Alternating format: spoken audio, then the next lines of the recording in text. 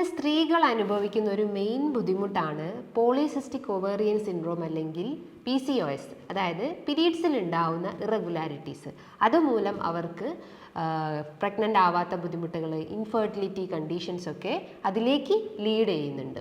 അപ്പോൾ ഈ polycystic ovarian syndrome അല്ലെങ്കിൽ PCOS അല്ലെങ്കിൽ PCOD എന്താണ്, അതേപോലെ തന്നെ അതിൻ്റെ കാരണങ്ങൾ എന്തൊക്കെയാണ് അതിൻ്റെ മാനേജ്മെൻറ്റ് സൈഡ്, അതായത് ഭക്ഷണ രീതിയിൽ എന്തൊക്കെയാണ് നമ്മൾ മാറ്റങ്ങൾ വരുത്തേണ്ടത്, അതേപോലെ തന്നെ വ്യായാമങ്ങൾ എന്തൊക്കെയാണ് എന്നതാണ് ഇന്നത്തെ വീഡിയോയിലൂടെ ഞാൻ ഡിസ്കസ് ചെയ്യുന്നത്. ഹായ്, ഞാൻ doctor Juhi Das, QueenB health കെയറിലെ ഹോമിയോപ്പതിക് ഫിസിഷ്യനാണ്. PCOS എന്ന് പറയുമ്പം പോളിസിസ്റ്റിക് ഒവേറിയൻ സിൻഡ്രോം എന്ന് പറയപ്പെടുന്നുണ്ട്. ആ വാക്കുകൊണ്ട് തന്നെ നമുക്കതിനെ മനസ്സിലാക്കിയെടുക്കാവുന്നതാണ്. പോളി മീൻസ് മെനി എന്നർത്ഥമാണ്. സിസ്റ്റിക് മീൻസ് എന്താണ്? ഒരു കുമിളകൾ, എവിടെയോ ഒരു കുമിളകൾ നിറഞ്ഞിട്ടുണ്ട്. എവിടെയാണ് അതുള്ളത്? ഓവറിക്കകത്ത്, അതായത് ഓവറിൻ്റെ അകത്ത് ഇങ്ങനെ വെള്ള കുമിളകൾ പോലെ കാണപ്പെടുന്നതിനെയാണ് നമ്മൾ പോളിസിസ്റ്റിക് ഒവേറിയൻ സിൻഡ്രോം അല്ലെങ്കിൽ PCOS എന്ന് പറയുന്നത്. സിൻഡ്രോം എന്ന് പറയുമ്പോൾ എന്താണ്? സൈൻസും സിംറ്റംസും, അതായത് ലക്ഷണങ്ങളെയാണ് നമുക്ക് പറയാൻ പറ്റുന്ന ലക്ഷണങ്ങളും ഒരു ഡോക്ടർക്ക് ഒബ്സർവ് ചെയ്യാൻ പറ്റുന്ന ലക്ഷണങ്ങളും, അതാണ് സൈൻസ് ആൻഡ് സിംറ്റംസ് എന്ന് പറയുന്നത്. അതാണ് സിൻഡ്രോം എന്ന് സൂചിപ്പിക്കുന്നത്. അപ്പോൾ ഒട്ടനവധി ലക്ഷണങ്ങൾ ഈ ഒരു ബുദ്ധിമുട്ടിന് കാണിക്കാവുന്നതാണ്. ഇനി ഇതെങ്ങനെ വരുന്നു, സ്ത്രീകളിൽ ഇതെങ്ങനെ രൂപപ്പെടുന്നു? അതായത് നമ്മുടെ ശരീരത്തിൽ ഒട്ടനവധി ഹോർമോൺസ് സ്ഥിതി ചെയ്യുന്നുണ്ട്. Melatonin, melanin, ghrelin, insulin, leptin, oestrogen, androgen, അങ്ങനെ പല ഹോർമോൺസും ഓരോ രീതിയിലാണ് നമ്മുടെ ശരീരത്തിൽ ഫങ്ഷൻ ചെയ്യുന്നത്. അപ്പം ഈ സ്ത്രീകളുടെ ആ ഒരു ഫിമെയിൽ ക്യാരക്ടർ മെയിൻറ്റെയിൻ ചെയ്യാൻ വേണ്ടിയിട്ടാണ് ഈസ്ട്രജൻ ഹോർമോൺസ് സ്ഥിതി ചെയ്യുന്നത്, അല്ലെങ്കിൽ ഈസ്ട്രജൻ ഹോർമോൺസ് ശരീരത്തിൽ ഫങ്ഷൻ ചെയ്യുന്നത്. എന്നാൽ അതേപോലെ തന്നെ ഒരു റിസസീവ് ക്യാരക്ടറായിട്ട് നമ്മുടെ ശരീരത്തിലുള്ള ഒരു ഹോർമോണാണ് ആൻഡ്രോജൻസ് എന്ന് പറയുന്നത്. ഒരു മെയിൽ ഹോർമോൺസ് ആണ് ആൻഡ്രോജൻസ് എന്ന് പറയുന്നത്. ഈ ആൻഡ്രോജൻസിൻ്റെ ഫങ്ഷനിങ് അധികമാകുമ്പോഴാണ് ഈ പറഞ്ഞിട്ടുള്ള കണ്ടീഷൻസിലേക്ക് ഇത് ലീഡ് ചെയ്യുന്നത്. നമുക്കറിയാം, ഓരോ മന്തിൽ നിന്നും ഓരോ ഓവറിൽ നിന്നും ഓരോ എഗ്ഗ് വെച്ചിട്ട് റിലീസ് ചെയ്യപ്പെടുന്നുണ്ട്. അതായത് മെച്ചുറായിട്ടുള്ള ആ ഒരു എഗ്ഗിനെ റിലീസ് ചെയ്യപ്പെടുന്നുണ്ട്. അതാണ് പിന്നെ ആ ഒരു മെൻസ്ട്രൽ സൈക്കിളായിട്ട് പോകുന്നത്, അല്ലെങ്കിൽ നമുക്ക് ബ്ലീഡിംഗ് ആയിട്ട് ഉണ്ടാവുന്നത്. എന്നാൽ ഈ ഒരു PCOS കണ്ടീഷൻസ് എന്ന് പറയുമ്പം ഈ ആൻഡ്രോജൻ ഹോർമോൺസിൻ്റെ ഹൈപ്പർ ആക്ടിവിറ്റി കാരണം ഓവറിയിൽ നിന്നും ഈ ഓവം റിലീസ് ചെയ്യപ്പെടുന്നു, അതായത് ഇമ്മെച്വർ ഓവം റിലീസ് ചെയ്യപ്പെടുന്നു. ഈ ആൻഡ്രോജൻ ഹോർമോൺസിൻ്റെ ഹൈപ്പർ ആക്ടിവിറ്റി കാരണം ഈ ഓവറിയിൽ നിന്നും ഇമ്മെച്വർ ആയിട്ടുള്ള ഓവം റിലീസ് ചെയ്തിട്ട് അതൊരു സിസ്റ്റ് ഫോർമേഷൻസ് ക്രിയേറ്റ് ചെയ്യുന്നു, അല്ലെങ്കിൽ ഒരു കുമിളകൾ പോലെ ഈ ഓവറിക്കകത്ത് സ്ഥിതി ചെയ്യപ്പെടുന്നു. അതിനെയാണ് നമ്മൾ പോളിസിസ്റ്റിക് ഒവേറിയൻ സിൻഡ്രോം അല്ലെങ്കിൽ പോളിസിസ്റ്റിക് ഒവേറിയൻ ഡിസീസ് എന്ന് പറയുന്നത്. അപ്പോൾ ഈ ഒരു ആൻഡ്രോജൻ ഹോർമോൺസിൽ ഉണ്ടാവുന്ന ഇംബാലൻസ് കാരണമാണ് ഈ പറഞ്ഞിട്ടുള്ള ബുദ്ധിമുട്ടുകൾ ഉണ്ടാവുന്നത്. ഇനി ഇതിൻ്റെ ലക്ഷണങ്ങൾ എന്തൊക്കെയാണ്?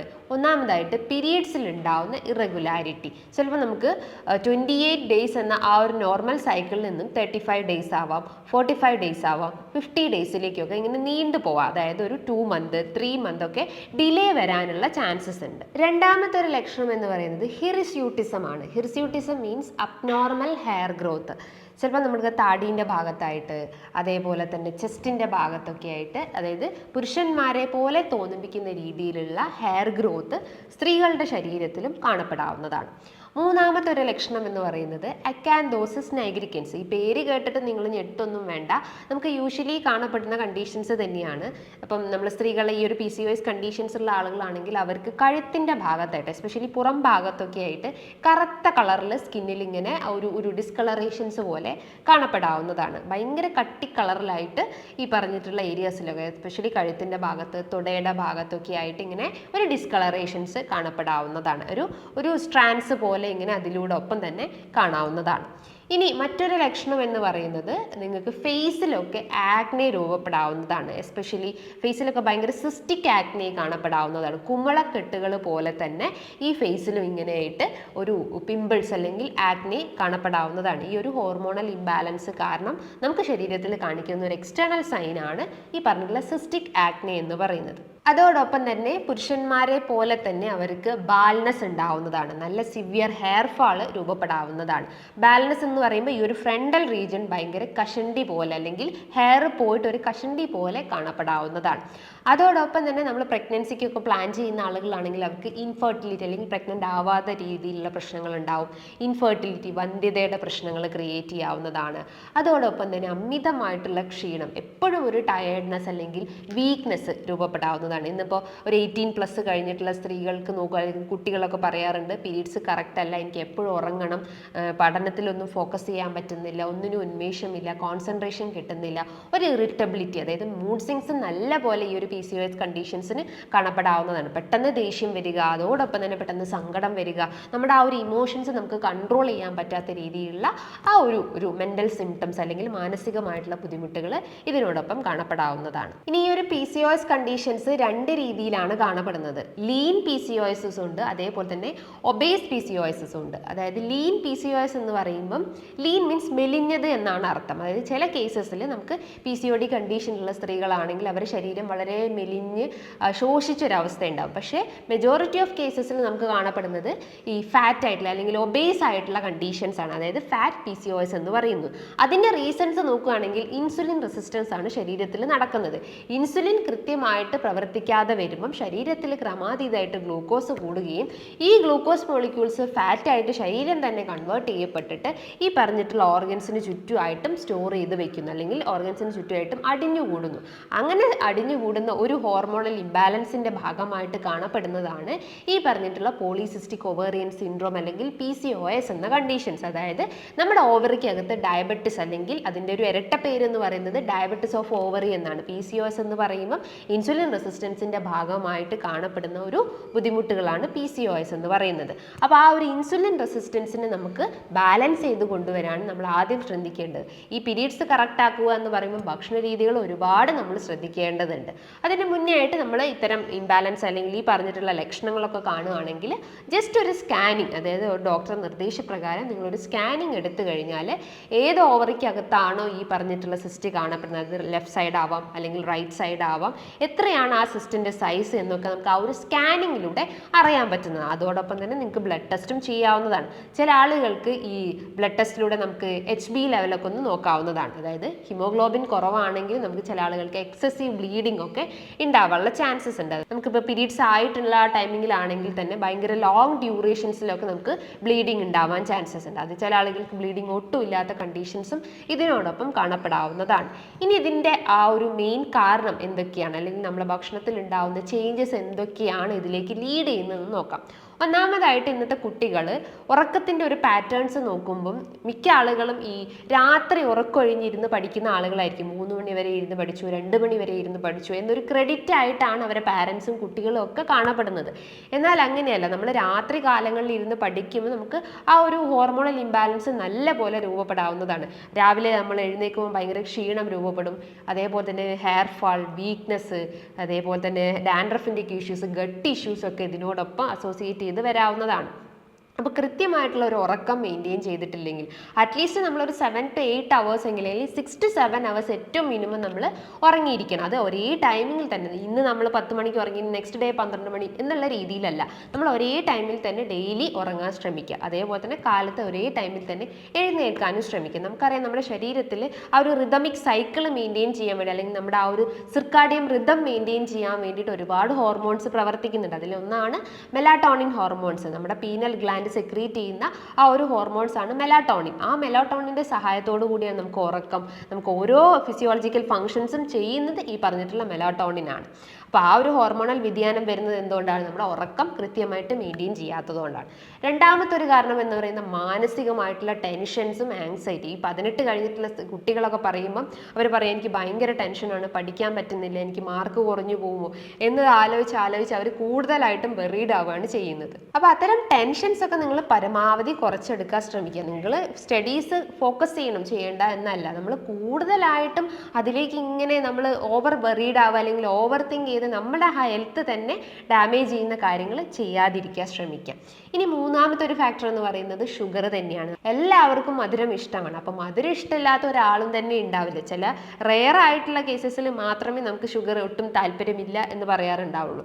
അപ്പോൾ ചില ആളുകളൊക്കെ ഈ ഉച്ചഭക്ഷണം കഴിച്ചു കഴിഞ്ഞാൽ അവർക്ക് മധുരം കഴിക്കാൻ കഴിക്കണം, ഒരു ലഡു അല്ലെങ്കിൽ ഒരു ചോക്ലേറ്റ് ഒക്കെ കഴിക്കാനുള്ള ആ ഒരു ക്രേവിങ്സ് ഉണ്ടാവും. അപ്പോൾ നമ്മൾ കഴിച്ച ആ ഒരു കലോറി പ്ലസ് എക്സ്റ്റേണലി നമ്മൾ കൊടുക്കുന്ന പിന്നെയും കലോറിയാണ് അത് പിന്നെ ഫാറ്റാക്കി ശരീരം തന്നെ കൺവേർട്ട് ചെയ്യുന്നത്.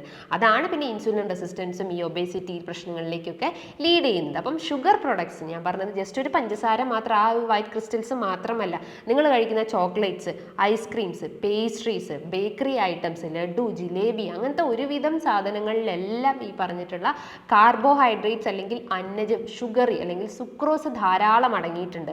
നമ്മളിപ്പോൾ ചോക്ലേറ്റ്സ് ഒക്കെ കഴിക്കുമ്പോൾ അതിൻ്റെ അകത്ത് കൂടുതലായിട്ടും ട്രാൻസ് ഫാറ്റ് ആണ് ആഡ് ചെയ്തിട്ടുള്ളത്. ട്രാൻസ് ഫാറ്റ് എന്ന് പറയുമ്പോൾ ഒരു ശരീരത്തിന് വേണ്ടാത്ത ഒരു തരം കൊഴുപ്പാണ് ട്രാൻസ് ഫാറ്റ് എന്ന് പറയുന്നത്. അത് ശരീരത്തിൽ എത്തുമ്പോൾ, രക്തത്തിൽ എത്തുമ്പം ആ ഒരു ബ്ലോക്ക് ടെൻഡൻസിയും അതേപോലെ തന്നെ ഈ പറഞ്ഞിട്ടുള്ള സ്ട്രോക്കിൻ്റെ പ്രശ്നങ്ങളും രക്തക്കുഴലുകൾ വീക്ക് ആവാനുള്ള ചാൻസസ് ഒക്കെ ഉണ്ട്. അപ്പോൾ ഈ പറഞ്ഞിട്ടുള്ള ട്രാൻസ് ഫാറ്റ് ചേർന്നിട്ടുള്ള ഭക്ഷണങ്ങളൊക്കെ പരമാവധി കുറച്ചെടുക്കാൻ ശ്രമിക്കുക. നിങ്ങൾ വീട്ടിൽ തന്നെ പാകം ചെയ്തിട്ടുള്ള ഭക്ഷണങ്ങൾ പരമാവധി കഴിക്കാൻ ശ്രമിക്കുക. പ്രോസസ്സ് ചെയ്തിട്ടുള്ള ഭക്ഷണങ്ങളൊക്കെ പരമാവധി കുറയ്ക്കുക. കുട്ടികൾക്കൊക്കെ ഈ ഫ്രഞ്ച് ഫ്രൈസ്, അതേപോലെ തന്നെ കുഴിമന്തി, ബിരിയാണി, ഇത്തരം പ്രോസസ്സ് ചെയ്തിട്ടുള്ള ബേക്ക്ഡ് ആയിട്ടുള്ള ഐറ്റംസ് ഒക്കെ ഡെയിലി കുട്ടികൾ കഴിച്ചുകൊണ്ടിരിക്കുന്നത് നമ്മൾ കാണാറുണ്ട്. അപ്പോൾ അതൊക്കെ പരമാവധി കുറച്ചിട്ട് ഭക്ഷണത്തിൽ അത്യാവശ്യം ന്യൂട്രിയൻസും വൈറ്റമിൻസും നല്ലപോലെ ഉൾപ്പെടുത്തിയിട്ട് ഡയറ്റ് പ്ലാൻ കൃത്യമായിട്ട് ഫോളോ ചെയ്യാൻ ശ്രമിക്കുക. അതേപോലെ തന്നെ നിങ്ങൾ കൂടുതലായിട്ടും ഈ കാർബണേറ്റഡ് ഡ്രിങ്ക്സ് കഴിക്കുക. അതായത് ഈ കൊക്കക്കോള, പെപ്സി, ഇത്തരം ബോട്ടിൽഡ് അല്ലെങ്കിൽ ക്യാൻഡ് ജ്യൂസസ് ഒക്കെ അമിതമായിട്ട് കഴിക്കുമ്പോൾ ഒരു ആർട്ടിഫിഷ്യൽ ഷുഗേഴ്സ് അല്ലെങ്കിൽ ആർട്ടിഫിഷ്യൽ സ്വീറ്റ്നസ് അതിൽ ആഡ് ചെയ്തപ്പെട്ടിട്ടുണ്ട്. നമുക്കറിയാം, നമ്മൾ മിറണ്ട അല്ലെങ്കിൽ പെപ്സിൻ്റെ ഒക്കെ പിന്നിൽ നോക്കിക്കഴിഞ്ഞാൽ ഇൻഗ്രീഡിയൻസ് ചെക്ക് ചെയ്ത് കഴിഞ്ഞാൽ കാർബോഹൈഡ്രേറ്റ്സ് ഇത്ര ഗ്രാംസ്, ഏറ്റവും കൂടുതൽ കാർബോഹൈഡ്രേറ്റ്സ് ആയിരിക്കും അതിലുണ്ടാവുക.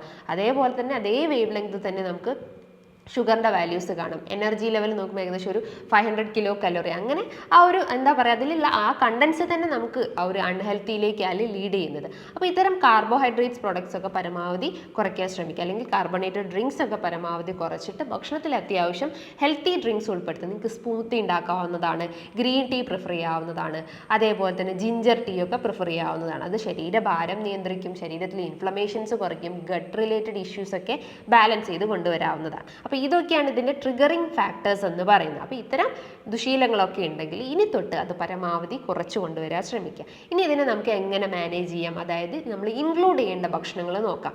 ഒന്നാമതായിട്ട് നിങ്ങളുടെ ഭക്ഷണത്തിൽ ലീഫി വെജിറ്റബിൾസ് ഉൾപ്പെടുത്താവുന്നതാണ്. ചീര, മുരിങ്ങയില, തഴുതാമ, പംകിൻ ലീവ്സ് ഒക്കെ നല്ലപോലെ കുട്ടികൾക്കൊക്കെ കൊടുത്തു കഴിഞ്ഞാൽ HB ലെവൽ ബൂസ്റ്റപ്പ് ചെയ്യുന്നതാണ്, ഇമ്മ്യൂണിറ്റി ലെവൽ ബൂസ്റ്റപ്പ് ചെയ്യും, വീക്ക്നെസ് ഒക്കെ കുറച്ച് കൊണ്ടുവരാവുന്നതാണ്.